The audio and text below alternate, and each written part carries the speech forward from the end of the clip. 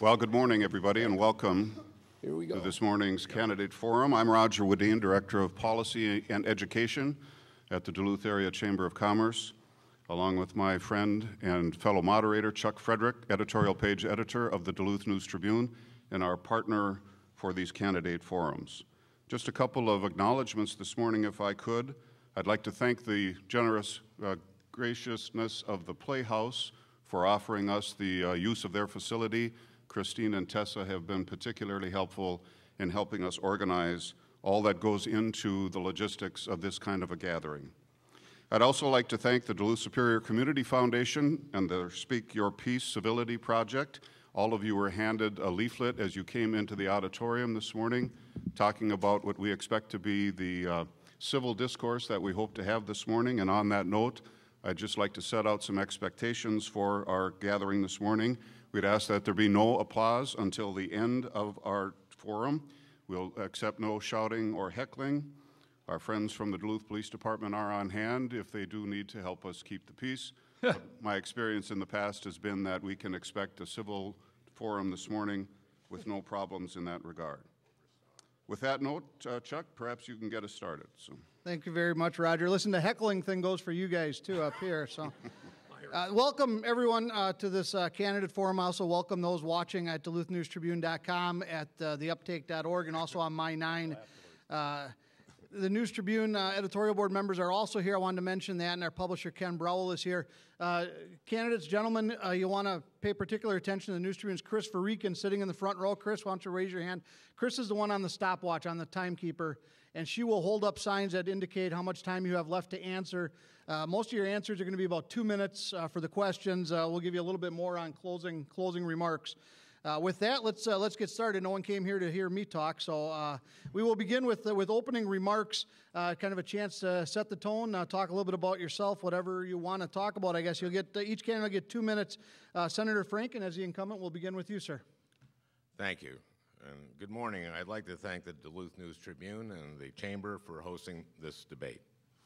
Northeast Minnesota took it on the chin in the Great Recession, but you're fighters, and Duluth is coming back strong. I've done everything I can to be a partner with you in that process because we got to make sure that recovery reaches everyone. Because mining is so important to this region, I worked across party lines to pass a bill that made sure that American steel is used in federal water projects and which secured the funding for the dredging needed in Lake Superior. And because Duluth Harbor is so important to our state's economy, I successfully fought to get millions for harbor improvement. I fought to make sure that the award-winning 148th Fighter Wing became an active associate unit, so it could continue to be at the center of Duluth's burgeoning aviation sector. Some of the 148th work with AAR, and I've seen AAR partner with Lake Superior College to train up new mechanics to service the jetliners at the airport. See, we have a skills gap in this country.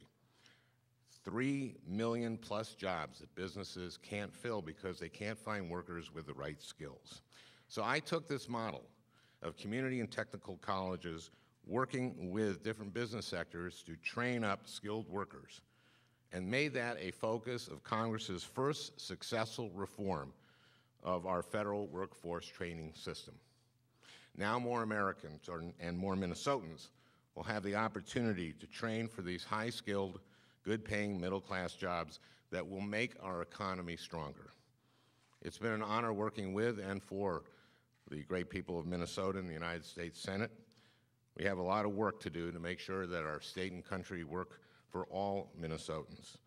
And I look forward to this debate to discuss how we can build on what we've achieved so far. Thank you. Thank you, Senator Franken. Chris, don't be shy about waving the time cards up. Make sure the candidates get your attention, or you get their attention, I guess. Mr. McFadden, 2 minutes, sir.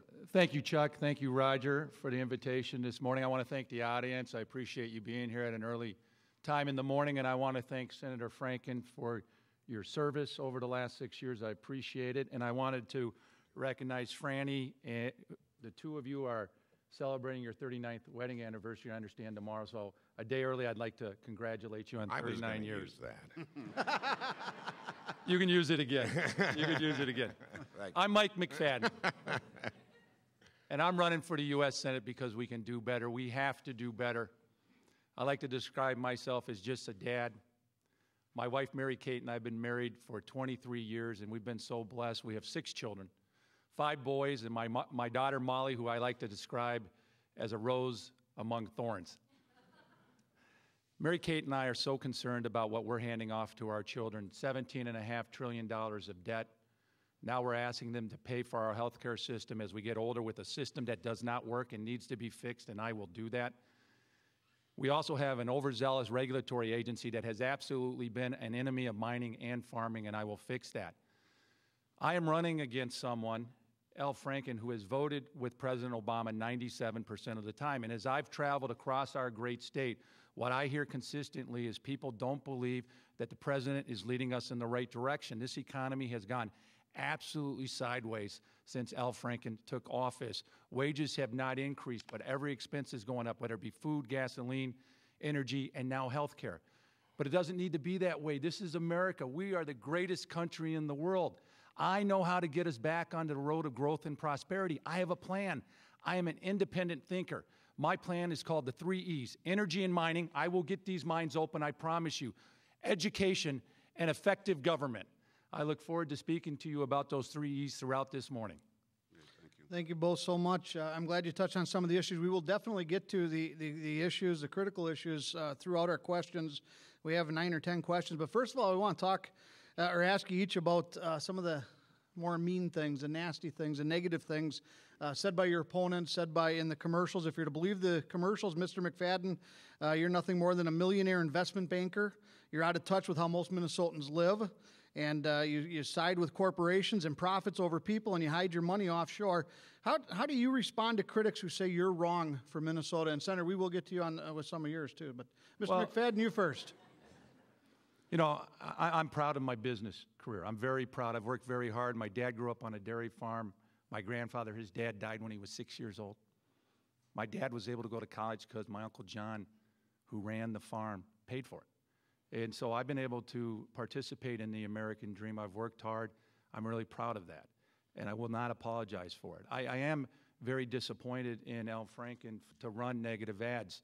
They are patently false. And every news organization has come forth and said they are false. I run a company that's headquartered here, that's incorporated here, that pays income taxes in the United States. We can do so much better. I am so tired of politics as usual. That's why I'm running. I've entered the private sector. I believe that the biggest single issue in this country is we've created this professional class of politician, and it's killing us. And I believe in 6 years that Senator Franken has become part of that professional class. He has voted with the president 97% of the time. That's a fact. That's not my opinion. He is the most partisan senator in the Democratic Party. He has voted 159 out of 161 votes with the Democratic Party. That makes him the most partisan senator in Washington. That's a fact. That's not my opinion. I left my job and I put my family at risk because I fundamentally believe that we can do better in this country and this state. We have the opportunity to see our best days ahead of us by getting onto the pathway of growth and prosperity. And it begins with energy and education and effective government. We are sitting on the doorstep of an energy renaissance if we allow it to happen and get the EPA out of the way. I will get pipelines built. I will get the mines open. And that will allow us and allow me to put more money into your pockets and allow us to grow at 4 to 5% a year as opposed to a 0.5% to 1% that we've seen under President Obama and Al Franken. Thank you very much, Mr. McFadden. Senator Franken, in the same way, if you believe some of the websites that are out there, some of the commercials I've seen, you're just nothing more than a comedian. Don't spend any time in Minnesota. You vote robot-like with Obama and the Democratic Party, as your opponent has pointed out several times, and even proposed abortion on demand. How do you respond, sir, to critics who say you're wrong for Minnesota? Well, I don't subscribe to those websites. You know, I always vote in what I believe is in the interests of the people of Minnesota. And I've, in an era where there's been a lot of gridlock, I've worked across party lines to find common sense solutions to things. I've worked with so many of my Republican colleagues, with Dick Lugar on the National Diabetes Prevention Program, which is saving lives, which is 75% of our cost of our health care is on chronic diseases, and diabetes is one of the biggest. On workforce training with Lamar Alexander, a Republican of Tennessee. On pharmaceutical safety, I did a bill with Pat Roberts, Republican of Kansas. The Farm Bill, one of the most bipartisan bills that we did, I wrote co-wrote the energy title on that bill and worked for Minnesota's renewable energy.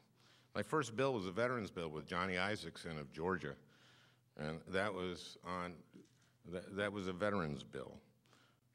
We had this propane crisis this past year. I have a bill that's co-sponsored by Rob Portman, Republican of Ohio. I've worked across party lines and gotten things done. Part of the reason we had this meltdown 5 years ago, was because the credit rating agencies, Standards & Poor's, gave AAA ratings to all this junk. I did a bipartisan bill to regulate those credit rating agencies so they can't give AAA to the structured financial products. And I did that with Senator Roger Wicker, a Republican of Mississippi. Look, you can slice and dice these numbers any way you want and come up with things that say pretty ridiculous things. But I've worked for Minnesota every day that I'm there, and I've been proud to do that. Thank you, Senator Franken. Let's get to the issues now. Roger? Excuse me, I was told that we get a rebuttal. We'll give you each 30 seconds if you want to rebut each other's negative ads. Yeah, you know, I'd love a rebuttal, because one of the things I'm going to ask everyone to do is watch Senator Franken's actions, not his words. Political Magazine ranked Senator Franken 100 out of 100 senators in their ability to co-sponsor legislation. That's a fact, not my opinion. He is the most partisan senator in the Democratic Party. That's a fact, not my opinion. He has done nothing to accelerate the Polymet mine. He has not approved the Keystone Pipeline, which has been under review for 6 years. Polymet's been under review for 8 years. Look at his actions, not what he says. Senator Franken, 30 seconds. We can take these issues one by one. Look, that study that said I was the most partisan said that Ted Cruz was one of the most nonpartisan senators in the United States Senate. He's the guy who led the shutdown of the government. So if you're citing that kind of thing, I think that shows kind of a weak position. That's all. They're on opposite ends of the spectrum. Thank you. Al Franken is the Ted Cruz of the Democratic Party. Except that Ted Cruz is right there, more bipartisan than a majority of the Senate. Maybe No, we're going to he's have to on arm the wrestle opposite here. I'm end not of the sure. spectrum. That's the All right, fact. let's move on with some of the issues which have already been touched on in your opening remarks, and that's oil and pipelines. We see it in the news. Farmers and agribusiness frequently complain that North Dakota shipping is tying up the railroads, impacting delivery of crops to market. Discussion of that issue often leads to the question of pipelines. What's your position on safe transport of oil, the backload of commodities to market, and ultimately where you stand on the expansion of pipelines? Mr. McFadden? Well, I'm a huge, huge fan of energy, and I'm a huge fan of pipelines, and I will work hard to get pipelines built and approved. We are sitting on the doorstep of an energy renaissance in this country that will allow us to see our best days ahead of us as opposed to behind us. We have the opportunity to be energy independent, which is historical and a game changer. We've not been energy independent since the early 1960s. And what energy independence allows me to do for you is to put more money in your pocket. Heating bills go down. Gasoline prices go down. We've had over 1,000 days in Minnesota of gas being above $3 a gallon. In December of 2008, gas was $1.60. Most importantly, as a businessman, what I know is that with low-cost energy, we become a manufacturing superpower again. We're able to compete again globally. We're able to insource good-paying, high-paying jobs, not outsource them. I am a huge supporter of U.S. steel. And I'm going to tell you the facts here. The number one way to make our steel industry as competitive as it can be globally is to lower the cost of energy. Franken wants to get rid of the coal industry, which will ruin the port of Duluth. Half of the tonnage that's shipped out of this port is coal. I was up in the Minorca mine. They spend $1.3 million every month on electricity, which is driven by coal. I will drive down energy costs. I will make our industries more competitive. I will get us back on the road of growth and prosperity. And that's why I want your vote. Senator Franken? We need a diverse portfolio of energy, and that includes fossil fuels. But as Mr. McFadden has acknowledged, global warming is real, and eventually we're going to have to move to renewables. We're just going to have to do that, and that will be good for Minnesota and good for our economy. We don't have any fossil fuels here in Minnesota. Now, you can grow a crop, a big crop. If you can't get it transported someplace, that's a problem to market, and that's why this rail issue is so big. So much of rail use is now for the Bakken crude. And now I've been going to the Surface Transportation Board since I got to the Senate. Captive rail is something I've been very interested in. I actually worked with Senator David Vitter, Republican of Louisiana, to get the cost of filing a complaint with the Surface Transportation Board, which regulates the the railroads, from $20,000 to $350, so people can file a complaint. I got the Surface Transportation Board to come out here. I testified before them, got them to come out to Minnesota and give orders to BNSF and Canadian Pacific to make sure that they would get fertilizer to our farmers. And then I got them back out again and gave them rules to clear up this backlog on grain shipments. But it's not just grain, it's taconite now, we know. It's coal for our utilities. Yes, I've worked with our rural electric co-ops. They use coal. I don't want to get rid of coal, but we have to, and one of the things we're using for electricity now is natural gas. That came from this renaissance in fracking, which was developed by the Department of Energy. That's why we like to do energy research. So this is, I'm chairman of the Energy Subcommittee on the Energy and Natural Resources Committee, and this is something that I love talking about. Thank you both very much. Excuse me. We get a minute 1 minute response, rebuttal. right? Correct. Al, with all due respect, your lack of an energy policy and the lack of an energy policy from President Obama has caused the rail car shortage. There's not been one pipeline built. You haven't approved any pipeline. The Keystone Pipeline has been under review process for 6 years. That's crazy. That is too long. Pipelines are proven to be the most effective, most efficient, most environmentally sensitive way to transport oil. And until you start passing pipelines, we're going to have a rail car shortage.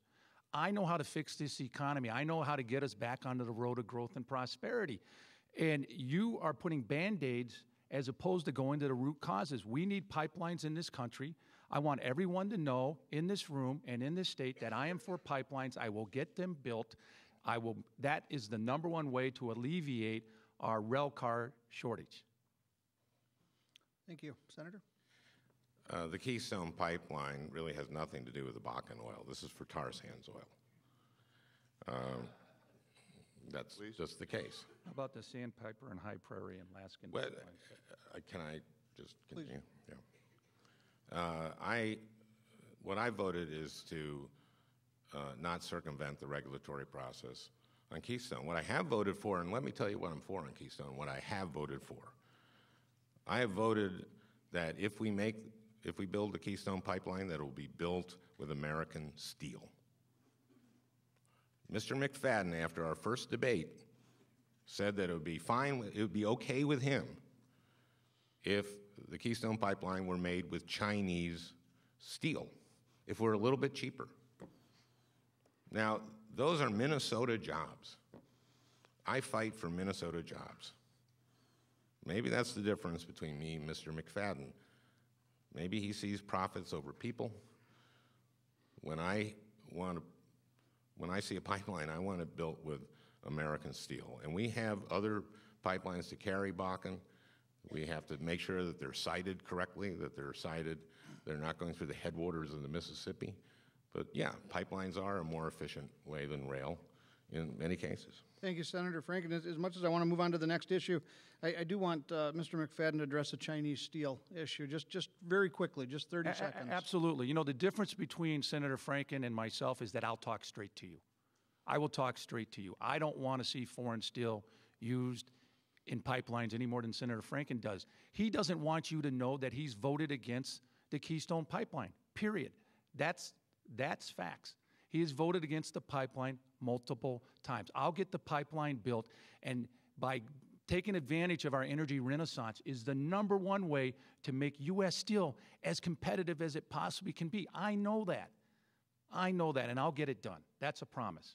All right, thank you. Let's move on to the next issue. 9 long years, maybe even 10 now. That's how long Polymet, of course, has been working to get permitted and to start mining copper and nickel and other precious metals up in northern Minnesota here. Once they start, then there's other companies ready to follow suit. It could be a gigantic financial boon, as everyone knows. Of course, there's also those who say it cannot possibly be done safely.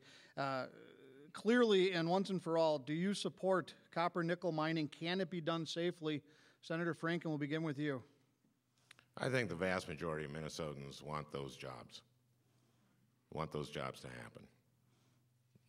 And they're good. They're going to be good-paying jobs and good jobs. But I also think a vast majority of Minnesotans want to make sure that our groundwater isn't contaminated. This is the Lake Superior watershed.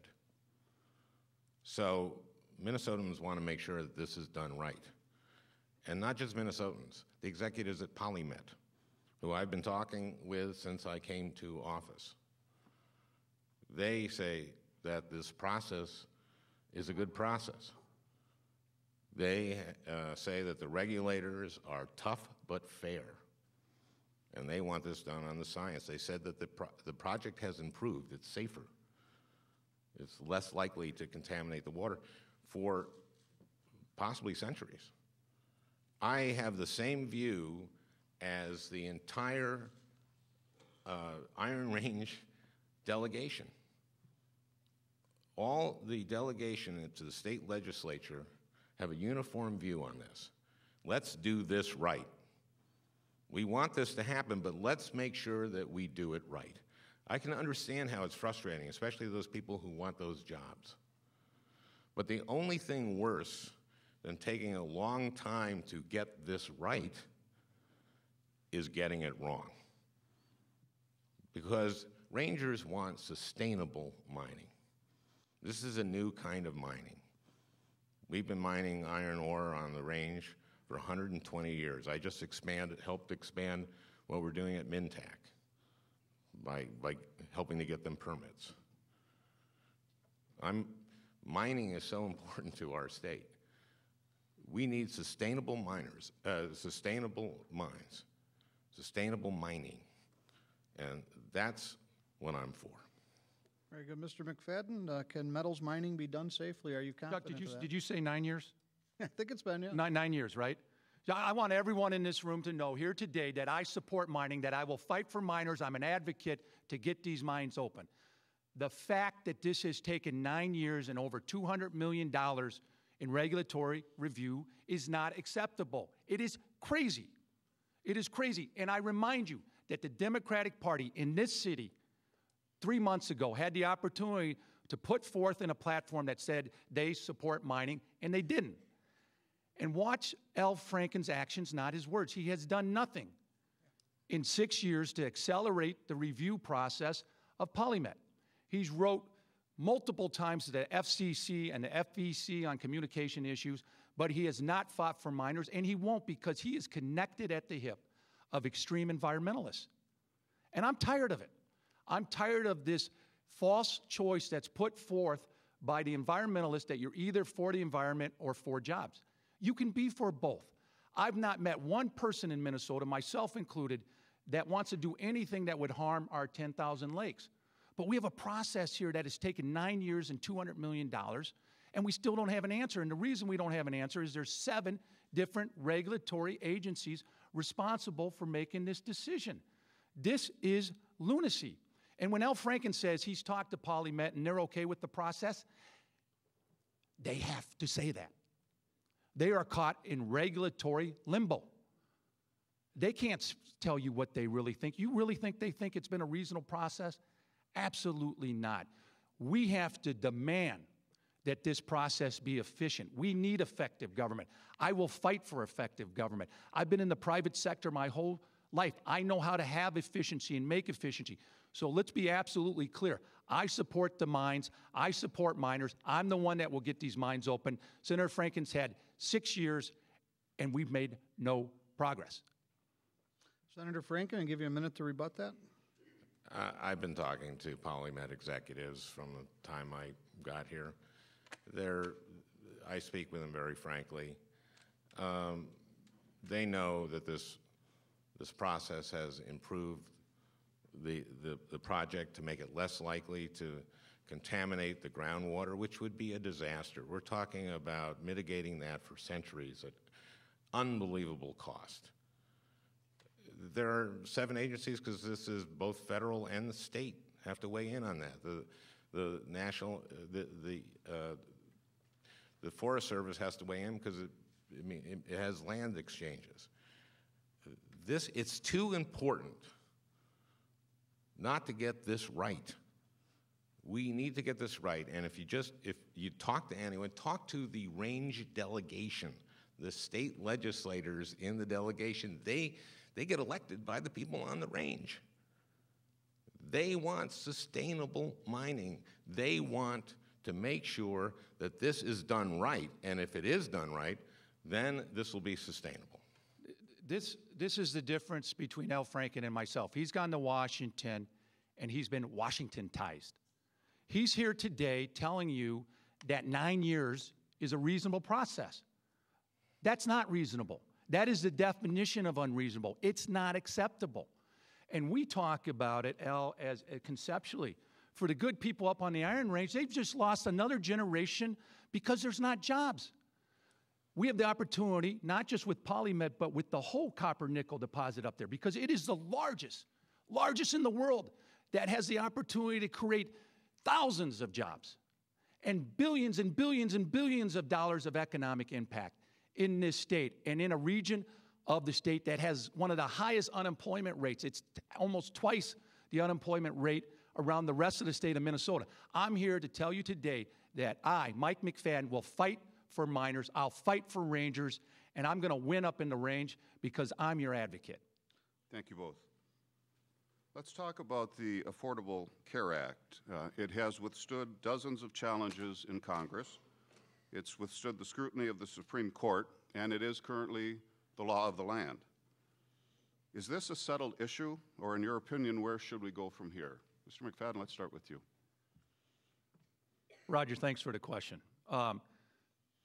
We have a health care issue in this country. I know that as a businessman. But I guarantee you that Obamacare is the wrong answer. It is a train wreck. And that's quoting a Democrat, Senator Max Baucus. And this train continues to wreck. And Al Franken was the 60th vote for Obamacare. We wouldn't have this disaster but for Al Franken.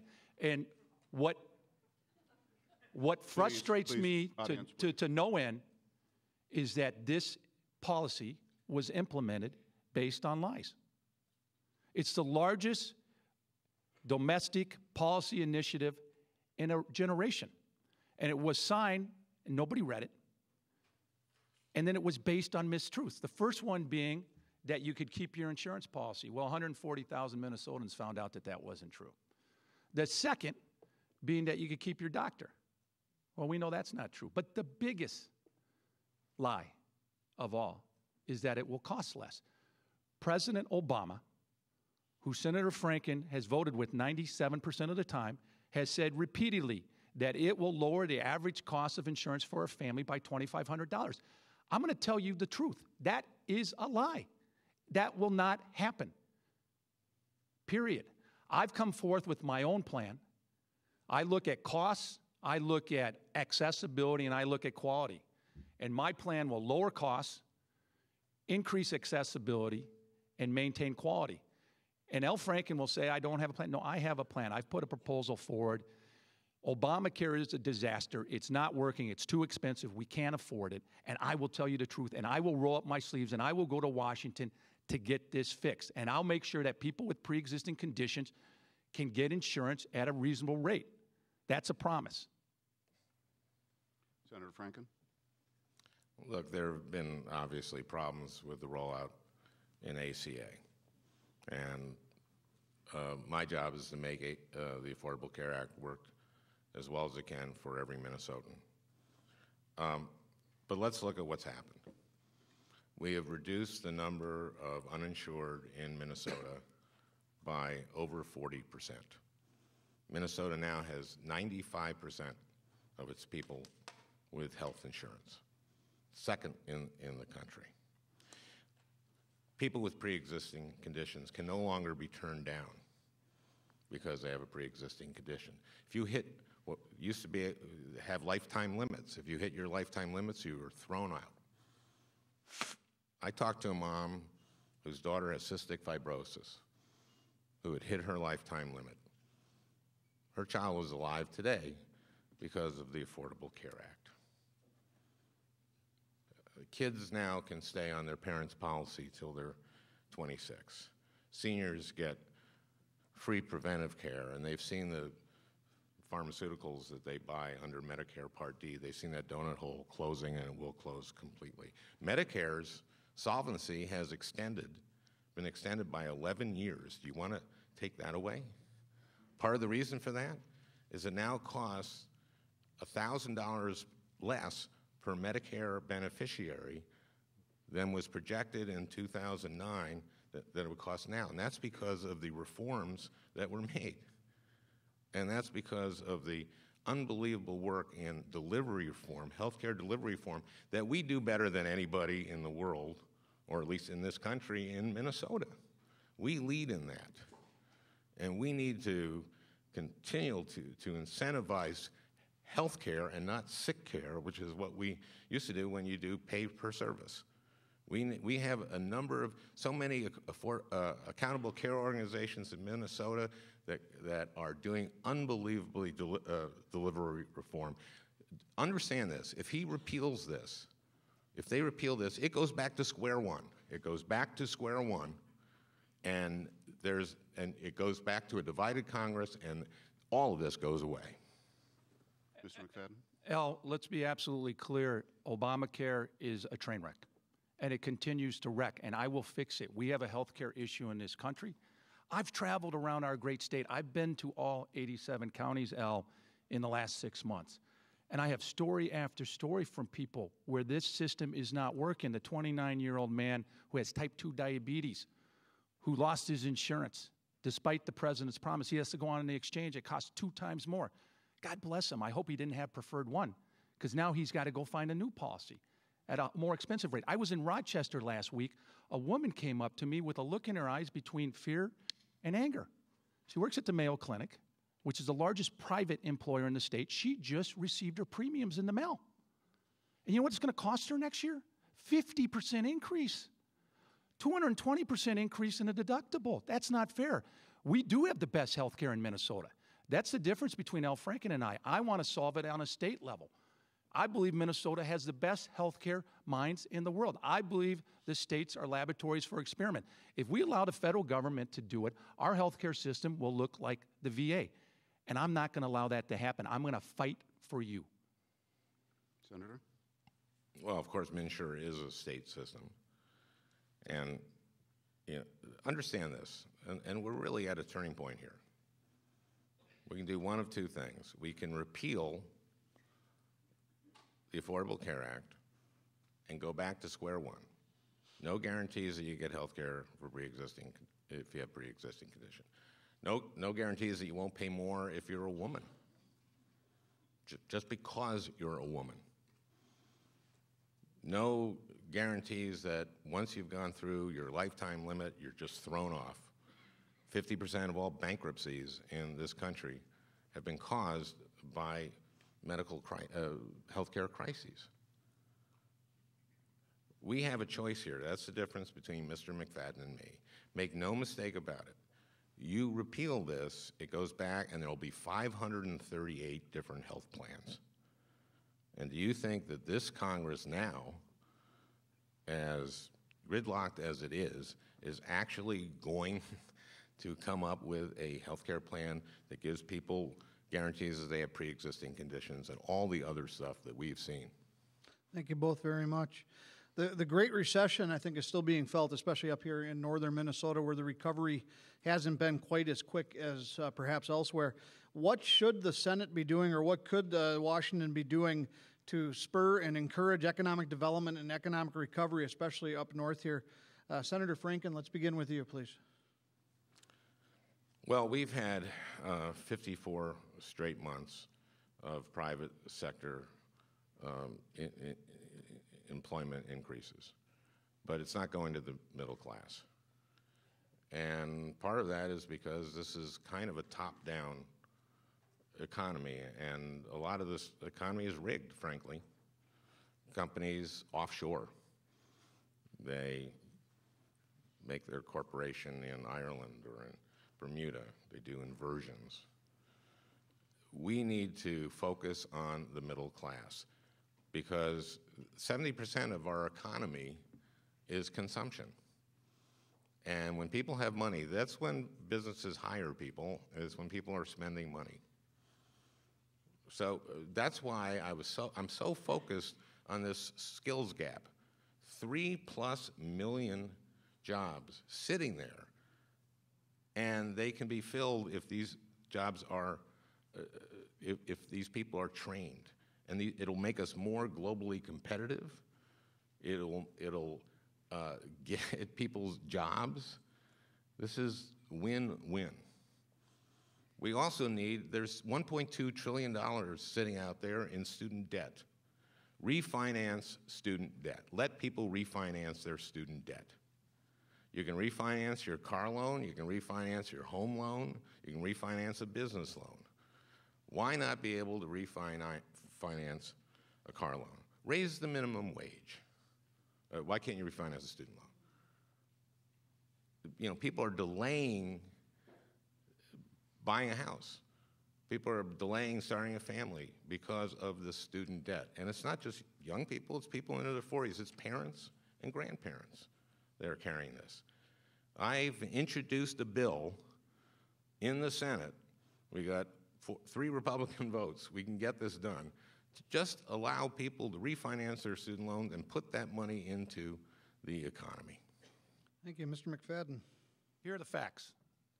Ever since Senator Franken took office, and President Obama, who Al Franken has voted with 97% of the time, we have had the slowest rebound from a recession in the history of the United States. That's a fact. We have an absolute stagnant economy. In Minnesota, wages have only gone up $8 a week over 6 years. That's not acceptable. It is not acceptable. Here's another fact. The federal debt has gone up 70% under Al Franken's watch to $17.5 trillion. I have a plan. It's the 3 E's. It's energy and mining. It's education, and it's effective government. I will get the mines open. That's a huge game changer here. I will get pipelines built. Senator Franken said, well, we're only talking about the Keystone Pipeline. We're not just talking about the Keystone Pipeline.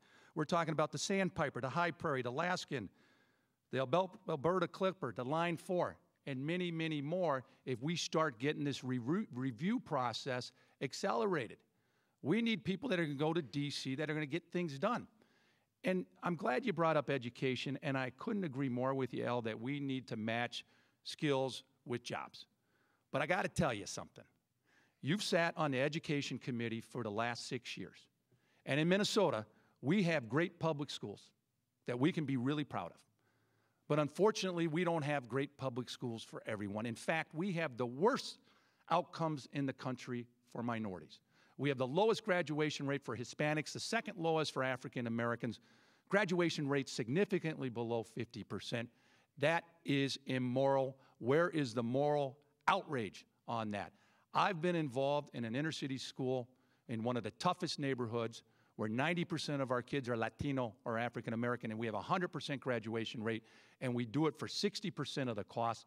I want to radically change the school system in the inner city so all children, regardless of zip code, have the right to a first-class education.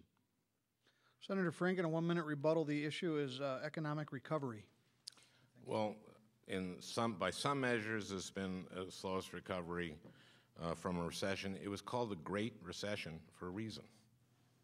This is the worst recession that we have ever had. But we've had 54 months of private sector growth in jobs. Yes, so much of the income has gone to those at the top, and that's a big problem. CEO salaries now in the 50s, in the 60s, the ratio of a CEO to an average worker was 20 to 1. It's now 300 to 1. We have a top-down economy. You want someone who's going to be fighting for those in the middle and those striving to be in the middle. We need to raise the minimum wage. We need to make sure that women are paid equal for equal work. Those are things that Mr. McFadden is against. We need 560 Minnesotans, 560,000 Minnesotans would benefit from refinancing student loans. We need to do that. 1 minute, Mr. McFadden, if you'd like. Al, you've been in Washington for the last 6 years with President Obama, who you've supported 97% of the time. You don't have a plan. I just listened to it. That is not a plan. What was that number? 97% of the time. Let me write that down or I'll forget it. 99% of the time. I have a plan to get this country back onto the road of growth and prosperity. I've traveled around this great state. I've been to all 87 counties in the last year. Have you been to 87 counties in the last year? I have had over 1,300 public Have you done meetings. A town hall meeting since elected? I believe President Obama has done more town halls than you have in this state. I have done so many public meetings in which people have a chance to ask questions. I have a Minnesota breakfast in Washington every Wednesday that your son came to, and for St. Thomas, and they asked the question they wanted to ask, and it wasn't surprisingly kind of hostile. Don't listen to what he says. Look at his actions. I was at the University of Minnesota last week. We were supposed to debate. Senator Franken decided he didn't want to debate. He showed up, spoke, and left. I stayed there for an hour. I did a town hall. I took multiple questions. I was there for an hour with college students. I love doing that. You got to go out and listen to the people. People know this economy's not working. Young people know that. That's why I'm winning with millennials. They want jobs. I will create the jobs. I have a plan. Okay, let's move on. Let's turn our attention overseas for a moment. We are confronting a growing terrorist threat in ISIS. The United States has led a coalition in airstrikes, but experts say strikes alone won't win the battle. The administration says we will not commit ground troops. How do you propose we deal with this issue of this growing terrorist threat? Mr. McFadden? Roger, I was very happy that the President went on in front of the nation and said we're going to do strategic bombing in Syria and Iraq. ISIS is a huge issue. They are barbarians. They need to be stopped. But I can't tell you how frustrated I am with the complete lack of foreign policy vision from this president and Al Franken. This president went into office 6 years ago, I remind you, saying, I'm just going to sit down with the leaders of Venezuela, North Korea, and Iran, and we'll make things work out. It was naive. The world is a more dangerous place today because we've not led. Leading from behind is a mistake. We had an ambassador that was killed in Benghazi, and we did nothing, and the world watched. And then this president drew a red line in Syria, which was crossed. and we did nothing, and the world watched. So there should be no surprise as to what happened in the Ukraine or in Gaza or now in Syria and Iran. And what's really scary are the facts that in Minnesota, we become the #1 recruiting area for terrorists in Minnesota. And I'm really concerned about that. And I want to know what Al Franken has done over the last 6 years, because this didn't just happen with ISIS. This recruiting started in 2008, 2009 with Al-Shabaab. And it wasn't until a couple weeks ago that Al Franken sent a letter to the Attorney General. A letter. I mean, after this has been going on for multiple years. That's a day late and a dollar short, as my dad used to always say. I will fight for Minnesotans. I will fight for your security. I will make this world a safer place. Thank you. Senator Franken? This is a barbaric group, and they need to be degraded and destroyed. They pose a threat not just to the region, but to us. I voted to train and equip the moderate rebels in Syria.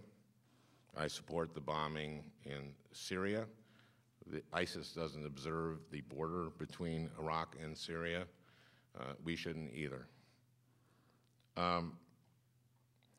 Let's talk about this terrorist recruiting. This is incredibly devastating to the families. There are about two handfuls, about 10 or 12 Minnesotans that have been recruited to Iraq and to Syria. This was an issue right when I got there. In 2009, we knew that Shabaab in Somalia was beginning to recruit from our communities. The first days that I was in office, I went to the FBI and got briefings on that in Washington. My first recess, I got briefings from the special agent in charge in St. Paul. I have worked with the community. I have worked with law enforcement. I pressed the Secretary of Homeland Security. I pressed the director of the FBI in hearings, in the judiciary hearings on this recruitment. And we diminished what was going on in terms of Shabaab. And I sent a letter, to DOJ to ask them to spend more resources in our community. And you know what? They answered by saying, yes, we're going to do that. And I was at a community meeting just 2 weeks ago with Senator Klobuchar and Congressman Ellison. And the community understood that this was really important to get those resources in. So a couple comments. Al, I'm glad you voted to support the president in the arming of Syrian rebels. I want to make sure the record is clear. This president was advised by every member of the National Security Council and his Secretary of State to arm the Free Syrian rebels 2 years ago, and he declined to do it. He was also advised by every member of the Chief of Staffs, the military chief, Army Chief of Staffs, to keep a residual force in Iraq, and he declined to do so. So this is a president that Al Franken has supported 97% of the time. And when we talk about the terrorist recruitment in Minnesota, I've met with the community leaders in the East African community, and one of their biggest concerns is education. We have the worst education outcomes for minorities, the worst. Lower than 50%, and Al Franken sits on the education committee. He's complicit. These are the root causes that need to be addressed. I'll get them addressed. I'm a problem solver. Thank you. Senator Franken? Okay, let's be clear about something. A little over a year ago, Mr. McFadden had the opportunity to weigh in on what to do in Syria after President Assad used chemical weapons. Every Republican candidate for the United States Senate was asked by Minnesota Public Radio for their views on what to do. Everyone answered except for Mr. McFadden. He refused to answer because it was a tough call. There are a lot of tough calls. it is easy to score political points from the bleachers.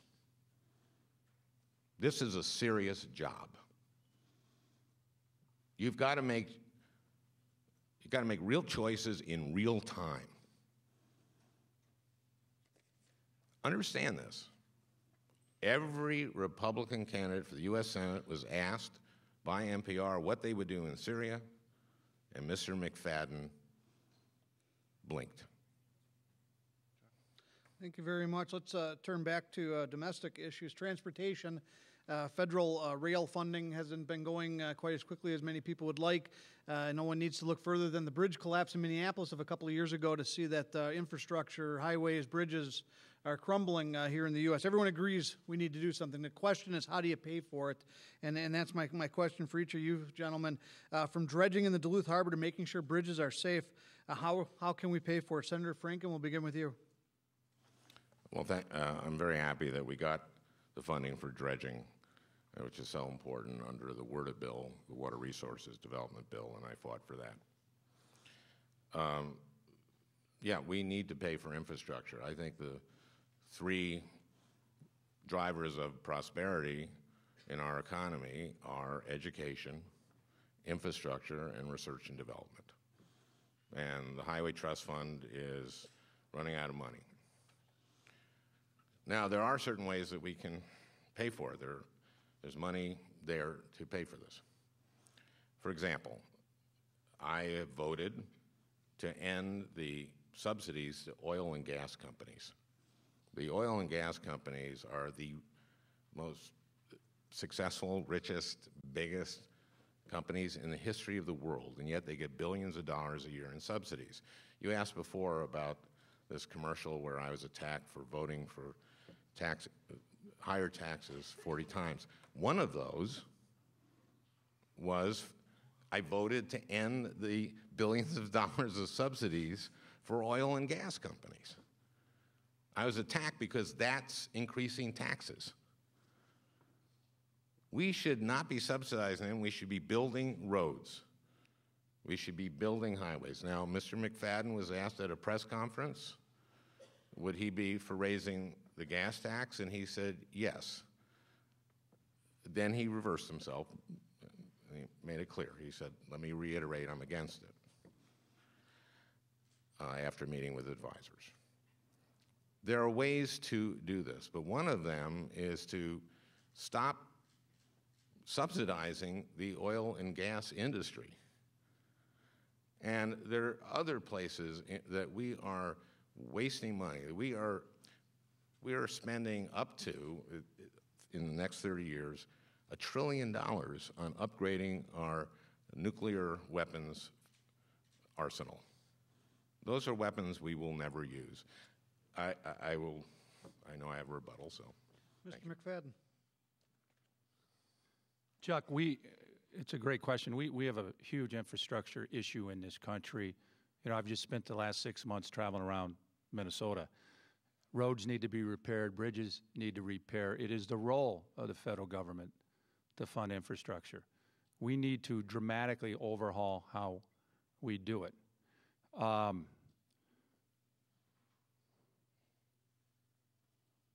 Senator Franken talked about making tough calls. You know, you gotta make tough calls, but you also need to take responsibility for making wrong calls. And I believe that the way that we fund for infrastructure isn't working right now. The gas tax is unsustainable because as cars continue to get more and more gas mileage, we're going to have less and less revenue. So we got to find a better way to do it. It's got to come out of general revenues. It's got to be part of a dramatic overhaul of the tax code. And in order to accomplish that, we got to dramatically change the mindset in Washington, D.C. It is so partisan. It's so partisan, and no one takes responsibility. Republicans don't take responsibility for outcomes. They say we can't get anything done because we can't work with the president or we can't work with Harry Reid. The Democrats say we can't get anything done because we can't work with the House of Representatives. Well, this is representative democracy. It's what we signed up for. You will always have friction. You will rarely have one-party rule. It's the wisdom of our founding fathers, of our Constitution. And I put forth that Al Franken has proven that over the last 6 years, he is part of the problem, not part of the solution. He is the most partisan senator in the Democratic Party. Despite what he says, look at what he does. He has voted 159 out of 161 votes. He is number one in the Democratic Party. He is in a universe of one. He is part of the problem. He's not part of the solution. Senator Franken? Yeah, I don't know how you cherry-picked those votes. I've taken a lot more votes than that, I can tell you that. Look, again, one of the things that I was attacked by the McFadden campaign was voting to get rid of a tax break for companies that send jobs overseas. I was in Winona a couple years ago. TRW was closing a factory. I talked to a woman there. In tears, she told me how TRW made her train one of the Mexican workers who's going to replace her in the job in Mexico. And guess what? TRW gets to take a tax deduction for closing the factory, for flying those workers up there. I'm sure they're wonderful people, the workers. I wanted to get rid of that to help pay for the things that we need, like infrastructure.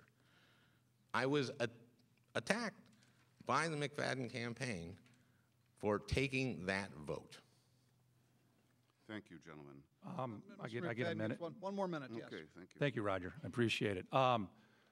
So just to be clear, this is from Open Congress. You can go on our website.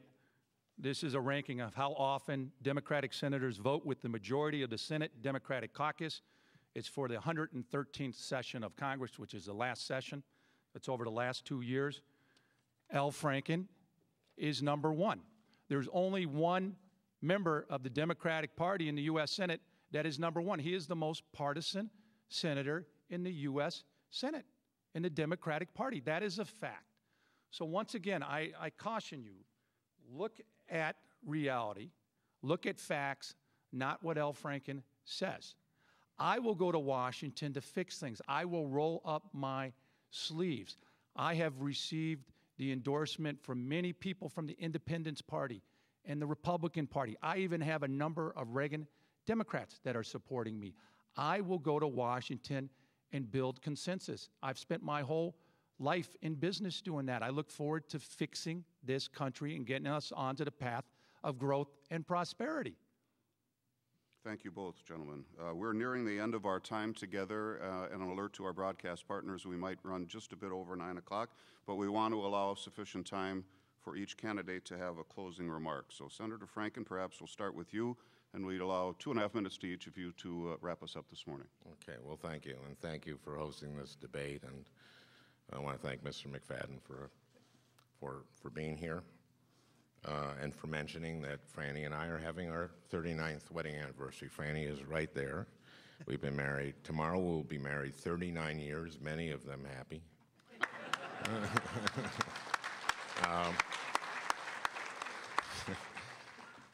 You know, we were blessed 16 months ago with a grandson, my grandson Joe, who's named for my dad. He lives in Washington. My daughter and her husband live there, and she works heading up the after-school programs at some DC elementary schools. And one of the things I get to do is go over after a day of work and put my grandson to bed. And when he's asleep in the crib, I look at him and think about all the possibilities for this kid.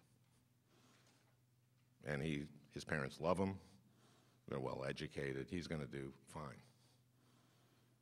And I think about when I grew up in St. Louis Park. My dad didn't graduate high school.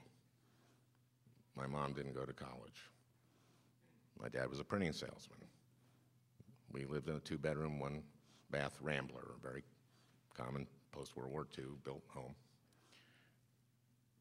I felt like the luckiest kid in the world because I was. I thought the world was my oyster. And it was. I could do anything I want. I want to I think a lot of kids don't feel that way anymore. And I want to make sure that every kid in Minnesota feels that way, that they have a shot, and that they can bet on themselves, and that they have the opportunity to get a good job and to put a roof over their family's head and put food on the table and have access to quality health care and be able to go on a vacation and have a secure retirement, that their pension will be there, that Social Security will be there. That's what I want. I want Minnesotans to bet on themselves. And I know if we bet on themselves, I know the people of Minnesota. And if we bet on themselves, we have great innovators, we have great entrepreneurs, we have great research universities. We can do this. Thank you. Thank you. Mr. McFadden, final word? Thank you. First of all, thank you to the moderators. You've done a phenomenal job. I want to thank Al Franken. I really appreciate your time today. I think it's important that Minnesotans have a chance to hear about both our visions for our country and for our state. I want to thank the audience. The audience has been great. I really appreciate it. You've been very respectful. And this is really an important part of the democratic process, that we're able to come together and have discourse. And it's sorely lacking in this country. I'm running for the U.S. Senate because we can do better. I want to go forth and set the world on fire. I'm running for my 6 kids. I'm running for the Minnesotans that I've met around this great state who fundamentally believe that this country is not going in the right direction. They don't believe that President Obama is leading us in the right direction. And I am running against Al Franken, who has voted with the president 97% of the time. He's the most partisan senator in the Democratic Party. And there is a very clear contrast between the two of us. There's not a lot of gray areas. Al Franken is for more government. He's for more regulation. He's for high-cost energy. He's for Obamacare. He's for the status quo in an education system that doesn't work for some of our most vulnerable citizens. I have a much different vision. I'm for effective and efficient government. I'm for smart regulation. I'll get the minds open.